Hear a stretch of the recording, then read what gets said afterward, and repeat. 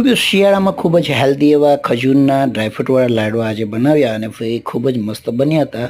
તો તેને બનાવવા માટેની પણ પ્રોસેસ એકદમ ઈઝી છે. ખજૂરના આ રીતના ઠળિયા વગરનો હોય 1 કિલો એક ખજૂર લઈ લીધો છે અને પછી ભાઈ સૌપ્રથમ ઘીમાં આપણે ગુંદને તળી લીધેલો છે અને ભાઈ વધારે પડતા જોઈએ તેટલા આપણે ટોપરું ને ડ્રાયફ્રૂટ લઈ લીધેલા છે. તમને મનપસંદ ડ્રાયફ્રૂટ લઈ શકો છો અને ભાઈ કાજુ બદામને બધાને આપણે સાંતળી લીધેલા છે ઘીમાં.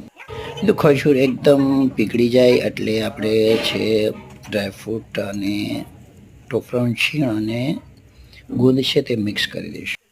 5 મિનિટ સુધી તેને સારી રીતે આપણે મિક્સ કરી અને હલાવશું અને એકદમ મુલાયમ માવા જેવું બનાવશું. તો મિત્રો ગેસ બંધ કરી દઈશું અને નીચે ઉતારી અને થોડીક વાર ઠરી જાય એટલે આપણે નાના આ રીતના બોલ્સ બનાવી અને ટોપરાનું ઝીણું છીણ અને ખસખસના બીજ મિક્સ કરી અને આ રીતના રગદોળી લઈશું. તો તૈયાર છે આપણા ખજૂરના લાડવા, ખાવામાં એકદમ હેલ્ધી અને સ્વાદિષ્ટ.